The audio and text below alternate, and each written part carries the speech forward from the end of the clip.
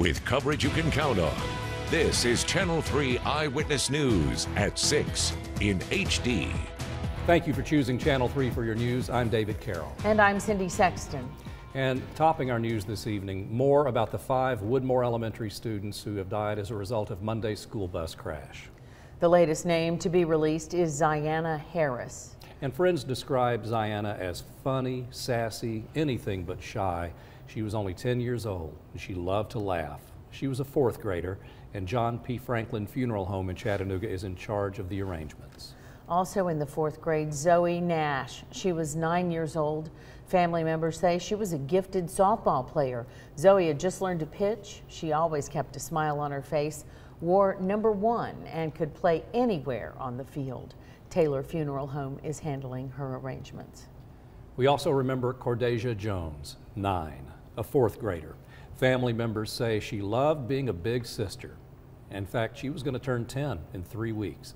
Taylor Funeral Home here in Chattanooga is handling the arrangements. Demayan Brown celebrated his 6th birthday in September. He was a kindergartner at Woodmore. Family members say he was smart, playful, and loved to go to school. And Zaira Mateen, 6 years old, only in the 1st grade, but she had already dreamed of becoming a doctor. Channel 3 Eyewitness News reporter Kelly McCarthy spoke with Zaira's mother, Jasmine Mateen. Jasmine Mateen says her 3 little girls always rode the school bus together to and from Woodmore Elementary. When she heard there was a crash, she told herself it couldn't be that serious. I didn't think it was going to be anybody dead, especially not my baby. Zaira Mateen was in 1st grade, just 6 years old. She died in the crash. Her 2 sisters, Zasmine and Zakaria Mateen, survived but were badly injured. My baby had a whole life ahead of her. She was full of life, wanted to be a doctor. Now she can't be that. Mateen says her girls have complained about this bus driver since the beginning of the year. I've been calling, complaining about this bus driver since August. I done wrote a letter to the school. I done wrote a letter to the bus driver. The principal read the letter to the bus driver 2 weeks ago when I wrote the letter. She says she now wants to homeschool her surviving children as she fights for justice for her daughter. I'm not sending my kids back to that school. My kids ain't going back to school. While her family grieves, Mateen says she needs prayers the most. A lot of prayers, not just for me, for everybody. For every family member involved, for every deceased child, everybody needs prayer. In Chattanooga, Kelly McCarthy, Channel 3 Eyewitness News. A Knoxville mother who has felt the same grief and pain is comforting the families affected by the Woodmore crash. Sharon Glasper's 7-year-old daughter was killed in a bus wreck just 2 years ago. Another young child and a teacher's aide also died. Channel 3 Eyewitness News reporter Cameron Taylor is live from the memorial on Talley Road, a memorial that has been growing, I might add, with this Knoxville woman's message. Cameron? Well, David and Cindy, the community is showing a lot of support here at the memorial on Talley Road. I want to show you what I'm seeing behind me. We see several teddy bears, balloons, and flowers. Just a few ways this community is rallying around those affected families.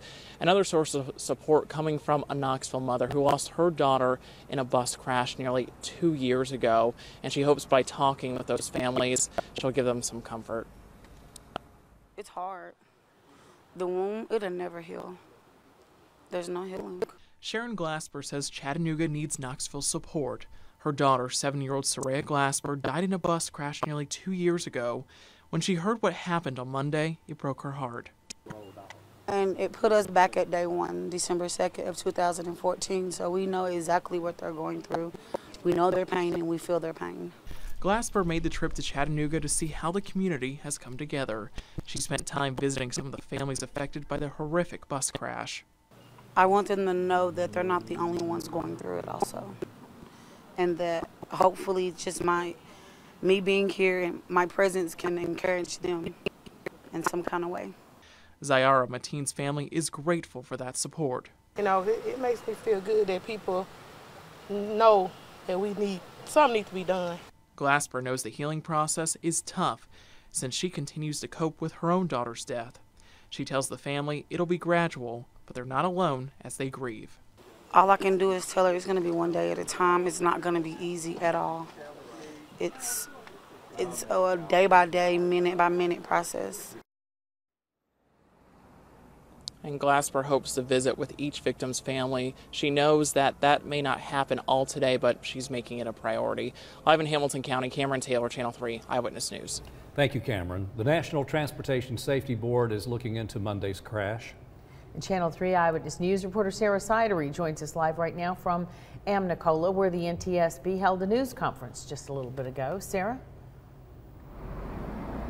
Well, Cindy, we've learned that the bus driver was not even supposed to be driving along Talley Road at the time of the crash. Investigators still aren't sure why he diverted from his route or if he had been doing this in the past. That's why they want witnesses or parents of children who rode the bus to come forward and give them any information that can help them figure out why he was driving along Talley Road when the crash happened. We also know that Jonathan Walker had a second job. He was worked as a packer at Amazon, and they are also looking into whether or not fatigue may have played a role in this crash. We already know that police are looking into speed being a factor, but that alcohol or drugs did not play a role in this crash.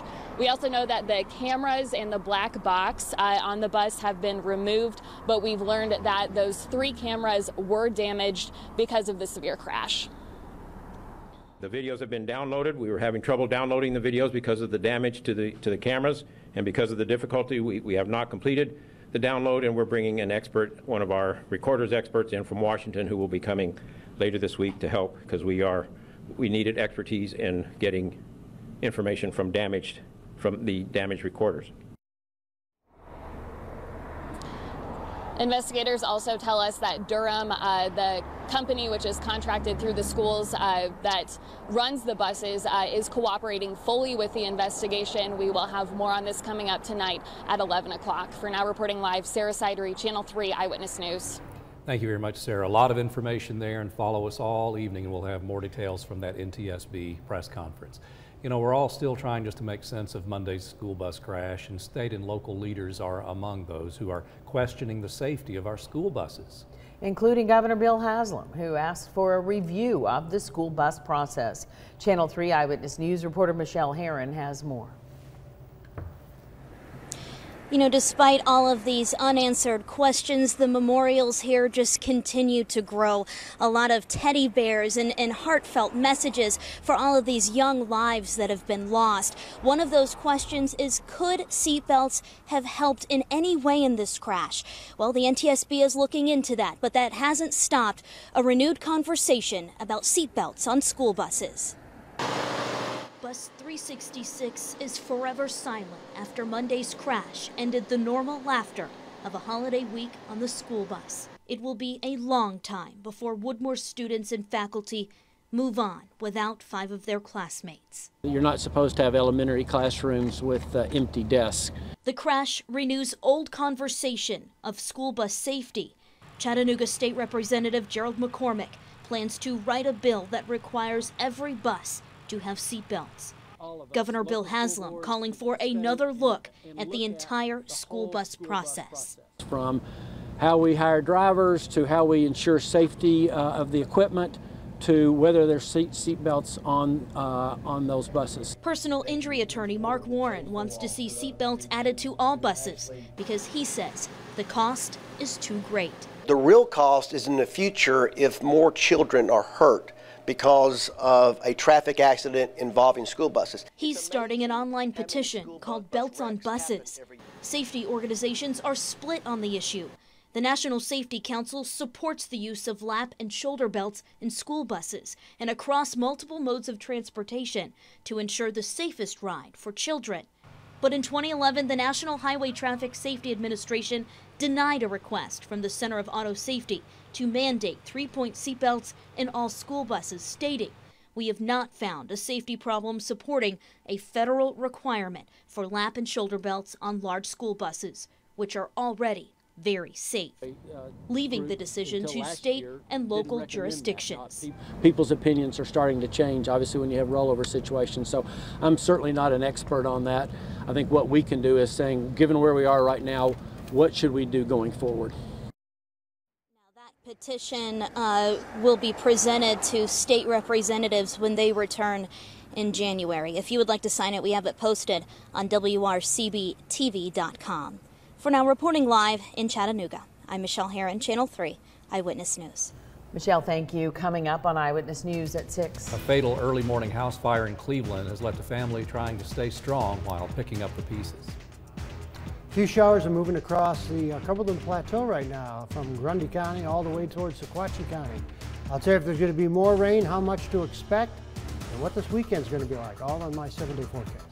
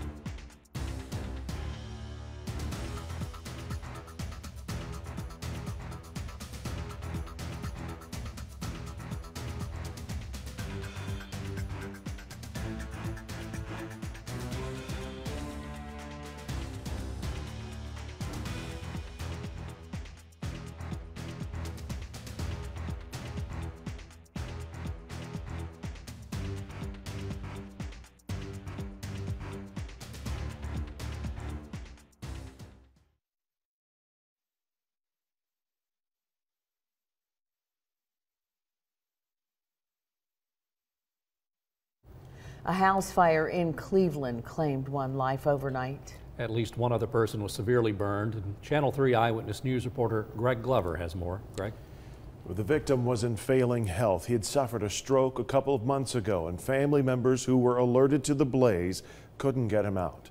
Another member was flown to the burn center in Augusta. Just going through to get the stuff that means the most that we can save.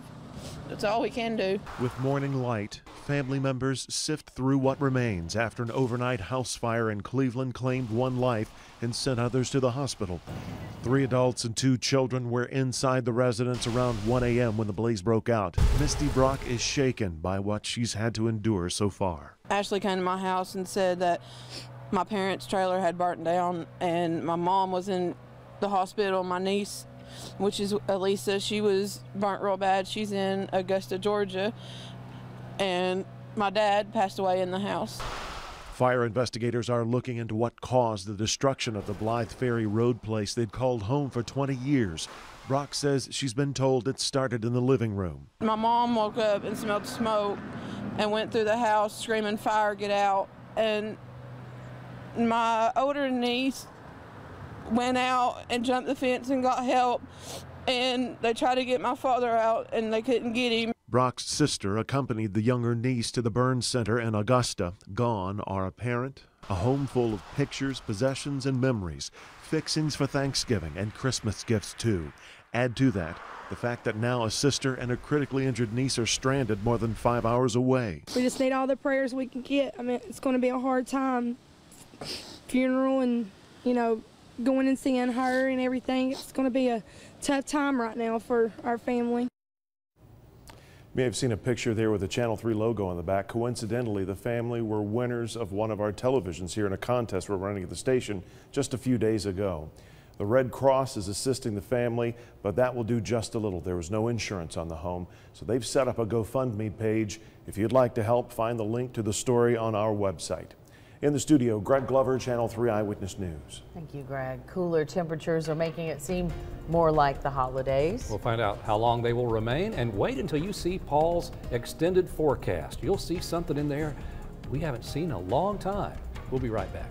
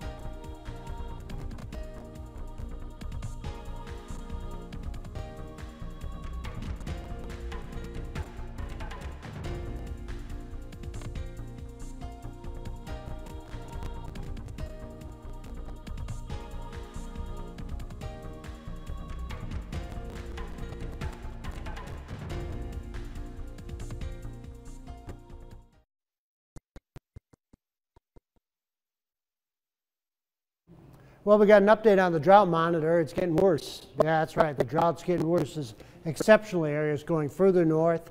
The extreme areas going further off to the west, covering pretty much Nashville now. So almost our whole area is under exceptional drought, which is the worst drought you can be under. Just a little bit of the Cumberland Plateau and the Sequatchie Valley under extreme drought. Obviously, we're all suffering from this, but things will be changing, I think, coming up next week. Things are looking a lot better. We have a few sprinkles that are moving across, it looks like now Cagle Mountain area, heading towards Pikeville, Fall Creek Falls. You may see a sprinkle. This is just very, very light rain that's moving by. There's more sprinkles further down to the south and to the west out near Huntsville. Most of the rain, though, is from Nashville on northward all the way up along the Ohio River Valley, then all the way up into Indiana, Ohio, and snow up into Michigan right now as this cold front approaches. It's kicking off some of these showers, but there's not a lot of moisture to work with. Winds are light and out of the south. It's 66 in the city. Dalton and Cleveland and Athens all at 64. Murphy's at 55. 68 and 37, the high and the low, so very nice day temperature-wise. Skywatchers told me 70 in Trenton with 67 in Dalton and 68 in Chatsworth and Lafayette, while it was 67 in Ottawa. 70, though, in Delano, and we also had about 62 Lookout Mountain, while Mowbray Mountain was 67, Signal Mountain was 64, Ringgold 68. We had 60s north of the city, too, and a couple 70s, one in Jasper, one in Etowah, and then Murphy hit 66. Kegel Mountain 62, and maybe a few sprinkles up there. Vipercast, this is our very own computer model that we look at every day, and again showing a few sprinkles overnight. Overnight, maybe just a little bit heavier rain spots, but generally 1/10 of an inch or less, the way things are looking now. Lots of clouds hanging through the first half of tomorrow, then some breaks in the clouds in the latter part of the day, and into the overnight hours, again, mostly cloudy skies. By 7 o'clock in the morning on Friday, mostly cloudy and the rain's out of here. Vipercast is saying a 1/2 inch Chattanooga. That's not going to happen. We may see, if you're real lucky, 1/10 of an inch, but most of us will probably see less than that because these showers are moving pretty fast and there's not that many of them. Benton 66 for tomorrow with the chance for a shower in the morning. Sale Creek, you'll hit 68, mostly cloudy skies, and again, a slight chance for a sprinkle in the morning. Tonight, we're going to hit 53 for the low with a few light rain showers. For tomorrow, highs near 69 with a slight chance for a morning shower, probably before the sun comes up, and then mostly cloudy to partly cloudy skies. By tomorrow night, partly cloudy, 46 for the low with light winds. The 7-day forecast has Friday at 69. Saturday, a little bit cooler, but lots of sun. Lots of sun coming back on Sunday, too. Temperatures not too bad.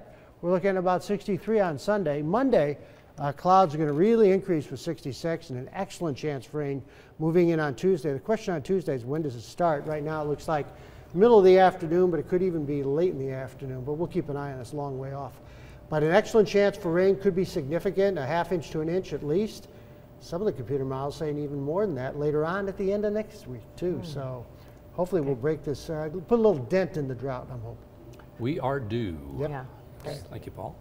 Next in sports, the support from Tennessee's brightest stars pours in for Woodmore. Very special visit at Erlanger this morning. Butch Jones and a few Vols were in town to visit and show support, all before class even started. And we'll get you caught up on the prep football beat. You're seeing Dalton there, the Catamounts. They'll be hosting a quarterfinal game. Paul will have a preview for you when we come back.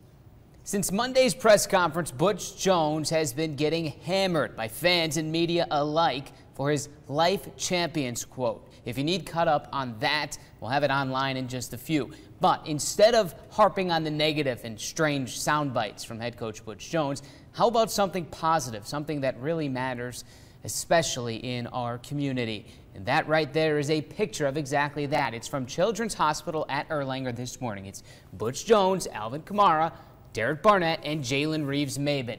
They flew to Chattanooga at 7 a.m. to show support for those affected by the tragic Woodmore Elementary bus crash. There's 6 children who were on the bus still at Erlanger, 5 in the ICU, 1 in regular care. Butch and the Vols toured the ICU, the ER, and the patient floor. They gave out shirts, visited children, and thanked the staff. It was something that we just thought of, and I ran it by some players, and they said, Coach, I'd love to go.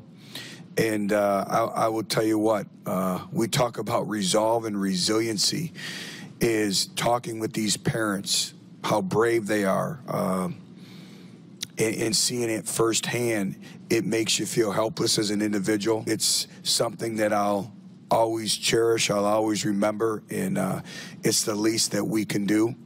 And I'm gonna look forward to having all those kids. I want to do something special for them at the halftime of our spring football game. Hey, we also heard from Chattanooga head coach Russ Huesman on Woodmore yesterday. Huesman said as he's getting set for the playoffs, he's using perspective. As Weaver stayed at Chattanooga Saturday at 2, and as he said, yeah, it's just a game, but it's a game they'd like to win. To win this one, Huesman says, it's almost like beating themselves. I think it starts up front with them, kind of like us. They've got 3 seniors on up front. They've got 2 good running backs. Their quarterback, you know, he's not your typical dual threat quarterback, but he can run it. And defensively, you know, kind of revolves around their linebackers. I think they've got probably this set of linebackers is the best we'll face all year. They're comparable. They kind of look like us. I mean, they're very comparable, and we're very comparable to them. On the prep beat, Dalton's undefeated run rolls into the quarterfinals. The Catamounts are at home Friday night with Coffee. And yes, it's also a play on words because head coach Matt Land says watching Coffee's film can keep you up at night. Well, they're all the things you want. They're big, they're fast, they're athletic, they're experienced. It's certainly a veteran team, and I think they're well coached. Are they run heavy? Are they pass heavy? Are they defense heavy? I mean, yes, and yes. They're all the things that you want. Land says Coffee's defense stands out above all, so it's strength on strength Friday night. We will be there for highlights. In Tennessee, both South Pittsburgh and Marion County are hosting playoff semifinal games, and Friday, the Warriors host Austin East in 2A, and the Pirates will host last year's 1A state runner-up Greenback. We'll hear from both coaches tonight at 11. And quickly, more on Woodmore. We know the Tennessee Titans have given $25,000, and they're going to wear a WES emblem on their helmet this weekend against the Bears. And Weber State and their head football coach are raising money for the Woodmore Fund as well. There's a link we've tweeted out right now. Yeah, there's a great video of their coach. Really very moving, and we really admire them for that gesture. Coach Jay Hill on Twitter. Thank him. Super guy. Yes. Paul Barris. All right, let's look at the radar right now, something we haven't done in a long time. We got some showers moving across the Cumberland Plateau from northern part of Marion County up towards Cagle Mountain and just approaching Pikeville. So these showers moving off to the north and east. We could see more showers throughout the nighttime hours. So get ready for that. It's great news. Paul, a little thank bit of you. rain. All right. Have a good evening.